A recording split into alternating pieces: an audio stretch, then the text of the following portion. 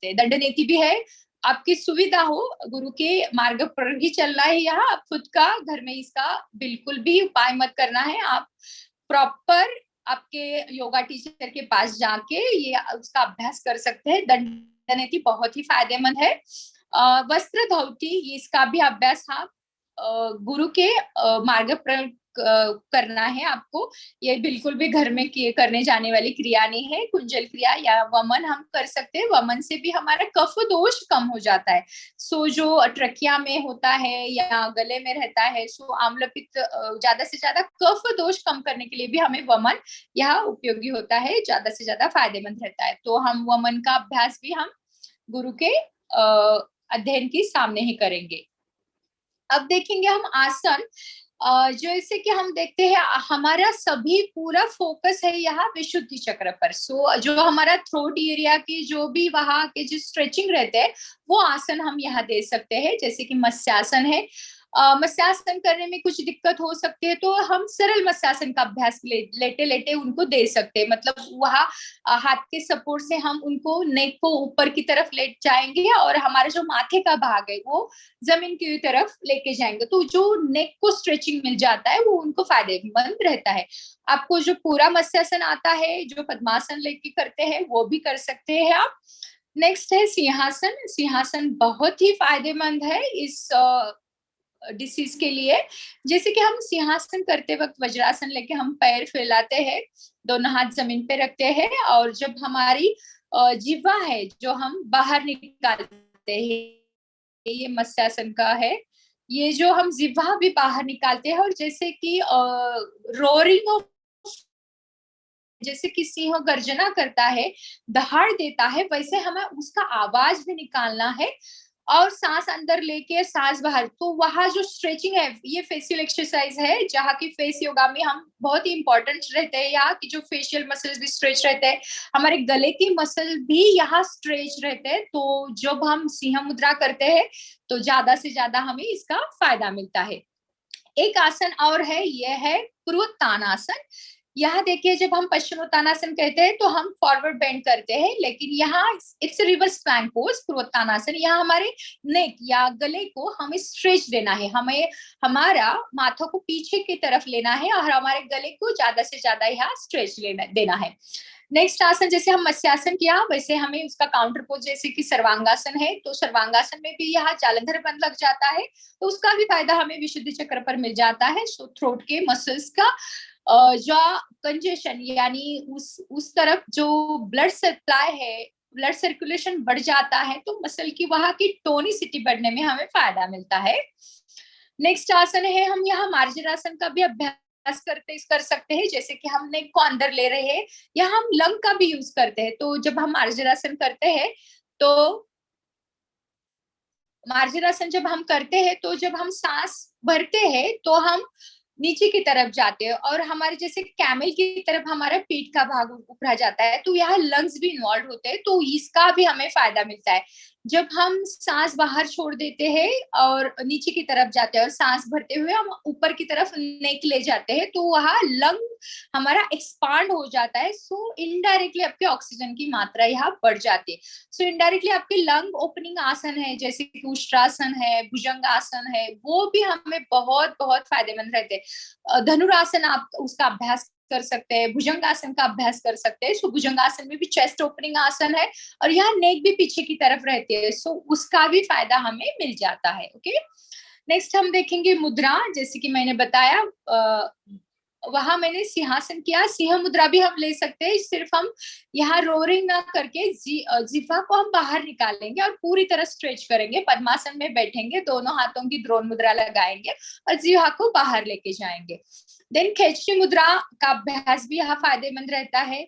विपरीत करनी भी यह मुद्रा में इंक्लूड किया है। सो विपरीत करनी में भी हमारा पूरा ब्लड सर्कुलेशन जो है हमारे पैरों से लेके हमारे गले तक आ जाता है ग्रेविटी की वजह से, तो उसका भी फायदा हमें मिलता है। और ब्रह्म मुद्रा जो है हम नेक के एक्सरसाइज में हमने पहले ही किया था, वो ब्रह्म मुद्रा हम बाएं दाएं तरफ और पीछे की और आगे की तरफ जो नेक की एक्सरसाइज है वो ब्रह्म मुद्रा में हमें फायदे मिलेंगे।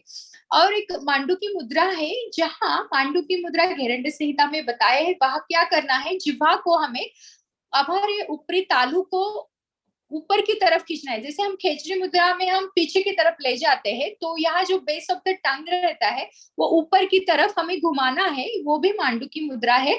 तो हम वो भी इसका अभ्यास यहाँ कर सकते हैं, जो ज्यादा से ज्यादा वहाँ मसल का फायदा मिल जाता है। नेक्स्ट है बंध।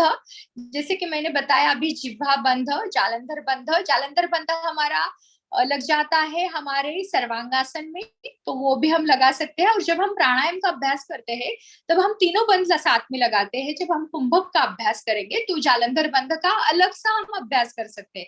सांस अंदर भर लेंगे और सिर्फ हम जालंधर बंध लगाएंगे। उसका अभ्यास हम, जब हमारी ठुड्डी है वो हम कंठकूप में लगाएंगे और हमारा जालंधर। आपकी क्षमता के अनुसार यह कुंभक करना है, और आपकी जब आपकी रेचक करने की इच्छा हो तो जालंधर बंध को छोड़ना है, नाक से सांस को बाहर छोड़ देना है। सिर्फ हम अलग से, जब हम प्राणायाम का त्रिबंध युक्त अभ्यास करते हैं तो हम जालंधर बंध लग जाता ही है, लेकिन सेपरेटली हम यहाँ स्लीप अपनिया के लिए यहाँ जालंधर बंध का उपयोग कर सकते हैं। और जिह्वा बंध, जिह्वा बंध मतलब हम रोल आउट करेंगे जिह्वा को, ऊपर की तालू को लगाएंगे, तो भी हमारी जो मसल्स है हमारी जिह्वा की वो लैक्स नहीं रहती, उसका टोन बिल्डअप हो जाता है, तो उसके लिए भी ये फायदेमंद रहता है। देखिए हमें ये मालूम रहता है, लेकिन हम उसी तरफ क्या कंसंट्रेशन की तरफ हम नहीं देखते। हम जालंधर बंध ऐसे ही लगा लेते हैं, लेकिन हमारा वहां फोकस नहीं रहता। जब हम स्लीप अपने की बात करते हैं तो हम पूरी तरफ यहाँ फोकस करते हैं। अब हम आगे जाके देखेंगे प्राणायाम का अभ्यास। तो यहाँ जो गले का जो पार्ट है वो उदान प्राण के अंडर इन्फ्लुएंस में आता है। सो उदान जो है उसके ऊपर हमें यहाँ काम करना है। सो हमें उज्जयी प्राणायाम, भ्रामरी, अनुलोम विलोम प्राणायाम यहाँ बहुत बहुत फायदेमंद रहते हैं। अनुलोम विलोम प्राणायाम में आप सांस लेते हैं, सांस बाहर छोड़ते हैं। यहाँ हमारे कुंभक के साथ किया तो नाड़ी शोधन प्राणायाम बन जाता है, उसका फायदा हम ले सकते हैं। अनुलोम विलोम प्राणायाम आप सभी को पता है। अब मैं बताती हूँ भ्रामरी प्राणायाम के बारे में। जो हठ प्रदीपिका में भ्रामरी प्राणायाम के बारे में बताया ना, वहां का प्राणायाम ज्यादा यहाँ फायदेमंद है।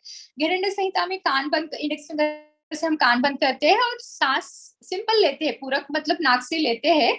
और मकार का गुंजन, जैसे कि भौरा गुंजन करता है वैसे गुंजन हमें करनी है। सो यहाँ हम स्वर यंत्र का यूज करेंगे। मतलब जब हम अदर प्राणायाम करते हैं तो हम सांस अंदर लेते हैं, सांस बाहर छोड़ देते हैं, वहां हम थ्रोट का यूज करते हैं। लेकिन भ्रामरी में हम ज्यादा से ज्यादा हमारे साउंड बॉक्स यानी स्वर यंत्र का हम यहाँ यूज करते हैं। सो वहां के स्पंदन, वहां के मसल्स में कुछ खिंचाव, तनाव हम यहाँ डेवलप करते हैं। जब मैं बता रही थी हठ प्रदीपिका में भ्रमर पूरक और भ्रामरी रेचक के बारे में बताया है।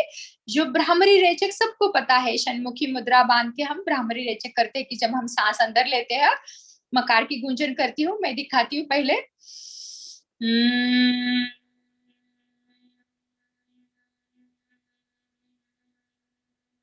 सिर्फ हम यहाँ मकार की गूंजन करते हैं। षण्मुखी मुद्रा भी लगा सकते हैं आप, पूरा कॉन्सेंट्रेशन आप अपने विशुद्धि चक्र के ऊपर कर सकते हैं या आज्ञा चक्र के ऊपर कर सकते हैं। तो भ्रमर पूरक क्या होता है, देखिए भ्रमर पूरक में हम अपने वोकल कॉर्ड्स को थोड़ा खिंचाव लेते हैं, थोड़ा ऊपर उठा लेते हैं। भ्रमर मतलब कि मेल है और भ्रामरी मतलब कि फीमेल है। मतलब जो मेल का जो साउंड रहता है थोड़ा हार्श रहता है, तो थोड़ा सा वो खिंचाव के करके हमें सांस लेना है। देखिए मैं दिखाती हूँ उसका आवाज।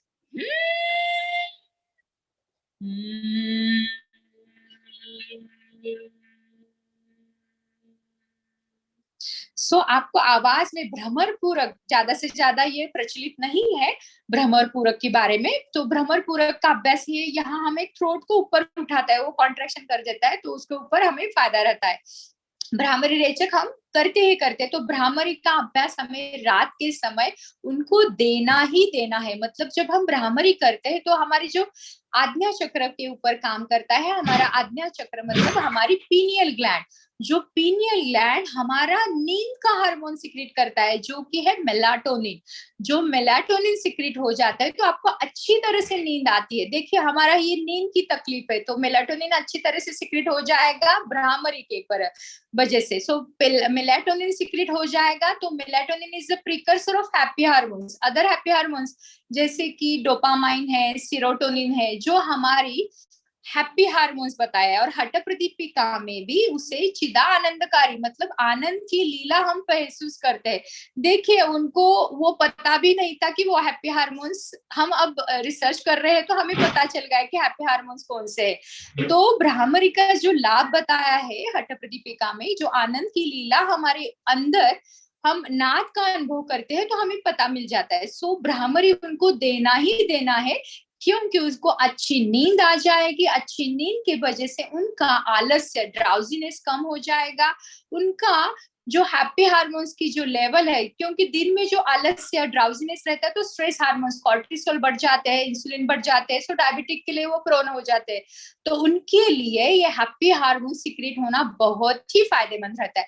सो उनको भ्रामरी देना ही देना है। रात के समय घिरण्य संहिता में तो मध्यान्ह रात्रि में करने को बोला है, एकांत जगह पर ये भ्रामरी का अभ्यास करना बोला है, तो उसका अभ्यास भी हमें करना है।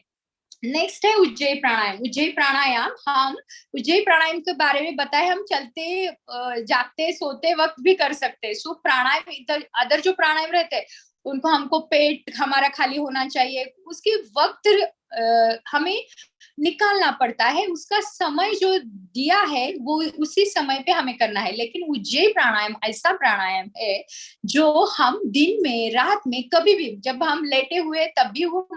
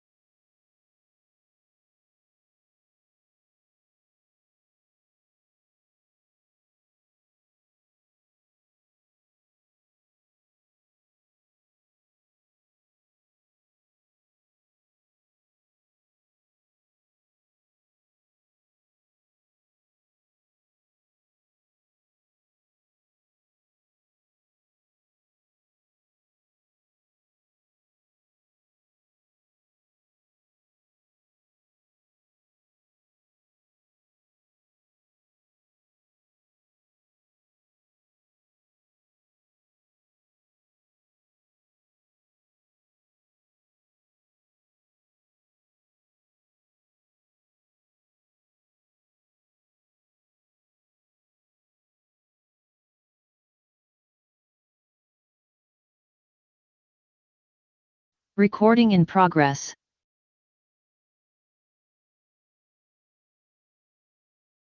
मतलब जो जिससे वेट बढ़ जाता है वो हमें डाइट में करेक्शंस करना ही पड़ेगा। और जब हम फुल पेट भर के हम खाना खाते हैं, इस बारे में ध्यान में रखना है कि स्टमक में हमारा 3 घंटे तक हमारा स्टमक में चर्निंग हो जाता है। तो जब हम खाना खाएंगे और रात के समय जल्दी से सो जाएंगे तो पेट के ऊपर के अच्छी से नींद भी नहीं आती, पेट का दबाव रहता है डायफ्राम के ऊपर। तो हमें रात के समय का हमारा भोजन 7 PM के बिफोर लेना चाहिए। मतलब हम जब हम 10 बजे जब सो जाएंगे, जल्दी से जल्दी सोना है क्योंकि ये स्लीप की डिसऑर्डर है, तो हमें स्लीप के ऊपर भी फोकस करना है। तो हमारा हमारा भोजन, रात का भोजन हमें 7 बजे से अंदर लेना चाहिए। और जैसे कि हम अवकाश रह के हम भोजन करें, मतलब जब हम खाते हैं तो फुल पेट भर के नहीं खाए। 1/4 जगह जो है, जो वायु के संचारण के लिए हमें छोड़नी है, वो उसका ये ध्यान में ही रखना है। और जो सुपाच्य फूड है, इजी डाइजेस्टिव फूड है, उसका इंटेक हम हमारे दिन में दिनचर्या में रख सकते हैं। अवॉइड ओवर ईटिंग, ज्यादा से ज्यादा नहीं खाना है। प्रोसेस फूड, तला हुआ नहीं खाना है। ऑयली चीजेस नहीं लेना है। और एक बात हमें ध्यान देनी है कि हम जब पेट के बल पर सो जाते हैं ना, तो हमारा जो लोअर जॉ है, मैंडिबल जो है, और वो नीचे की तरफ जाता है, लैक्स हो जाता है। तो हमें, जिनको ये खर्राटे की प्रॉब्लम है ना, उनको करवट लेके सोने को बोलना है, मतलब उनको अवॉइड करना है, ये ध्यान में उन्हें रखनी है। तो slip lie on one side, एक करवट लेके वो सो सकते हैं। अवॉइड स्मोकिंग, जैसे कि मैंने बताया, और टोबैको और गुटखा च्युइंग, जैसे कि इन्फ्लेमेशन बढ़ जाता है। अल्कोहल से रिलैक्स हो जाते हैं